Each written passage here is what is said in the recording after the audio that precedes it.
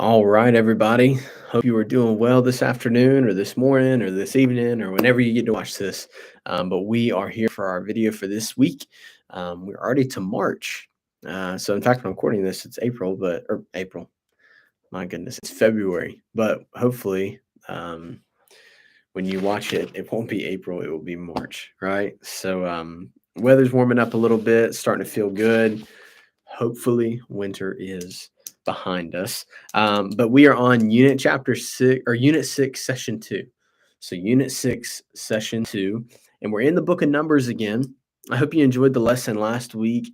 I know it's these lessons in the Old Testament, especially in when we're in these books in the Pentateuch, they can be a little difficult because if we're honest, we're not as familiar with those.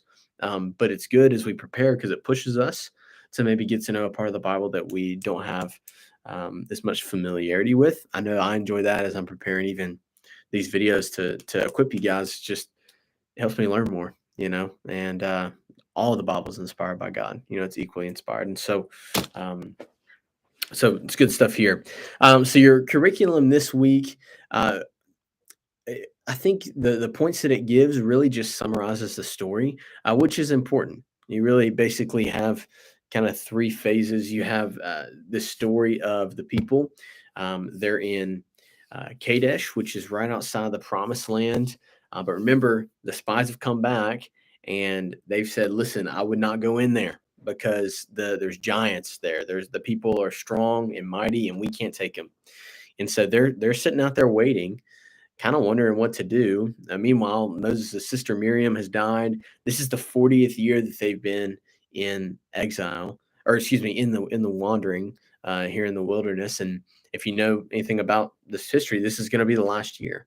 But they don't quite realize that, and they are again complaining about their water supply.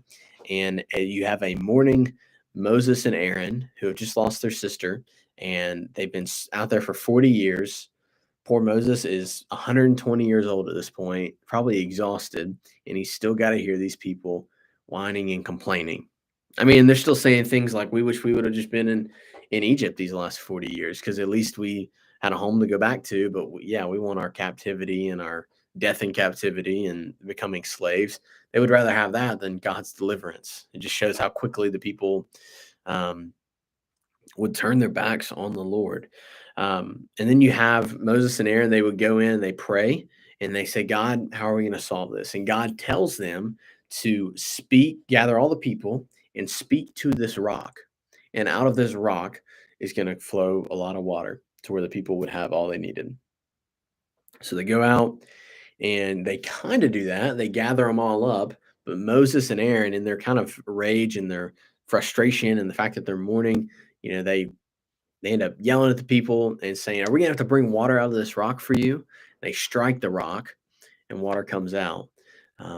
But God spoke in that moment, and He accused Moses of not doing the right thing. And that's really what I want to talk about here, because this one thing that seems to be a very minor offense actually cost Moses the promised land. So he would not be the one to bring in the people into the promised land. And so I kind of want to look at some of the things that Moses did wrong here, that we can think about. So, first thing is when he gathered the people, he used very poor words. If you read the text, he essentially tells people, and I'm going to pull it up here or open it up here in my Bible so I can read this word for word. But he essentially doesn't encourage or gently lead the people. In fact, you don't really expect him to. But he says this. He says, "Listen, you rebels, must we bring water out of this rock for you?" Like, first off, he calls them rebels, which I guess isn't entirely inaccurate. But then he says, "Must we?" As in, must Aaron and I bring water out of this rock for you? Kind of talking down to them in a condescending way. So that was the first thing that he did wrong.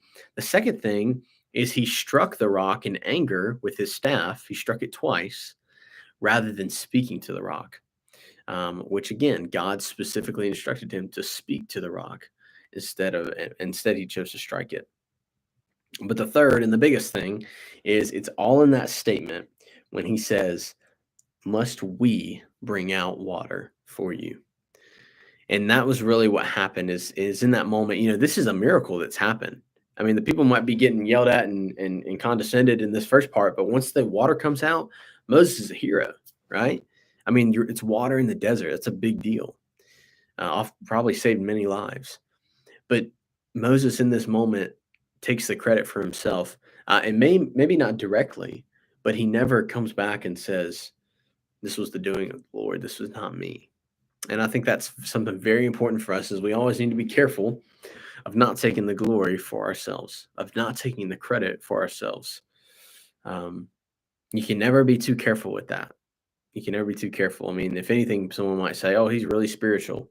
Well, what an insult, right? Not really. That's actually a compliment. And so that's one thing to remember through this. But the main reason that Moses didn't get to lead the people in the promised land was this: he took credit for what God had done. And now there's also some practical purposes. I mean, Moses was 120 years old, right? He led the people through the desert. And I don't know if leading a military campaign would have been the best thing for Moses. Um, but then also, he really had served his purpose. If you think about what Moses did throughout, and we're not necessarily done with Moses, we'll read some more about him, but we kind of his fate is sealed at this moment. But Moses, I mean, Moses led the people out of Egypt. God used him to do that, led them across the Red Sea on dry ground, watched the Egyptian army get swallowed up, went up upon the mountain to get the law of God, and then came down and led the people and did numerous other great and mighty things while he was leading the people. And so this is kind of God saying, "All right, Moses, this your time is done." And there'll be a new one that will rise up, which we know will be Joshua, that will lead the people into the promised land. So again, this lesson not going to be something where it's like this huge gospel connection. However, I do think definitely lean on your curriculum this week, and also really talk about what was it that Moses did that was so wrong in this moment. And I think we sum that up well in this video. So I hope that helps you this week as you prepare. Have a great week, and as always, let me know if you have any questions, guys. Have a great week.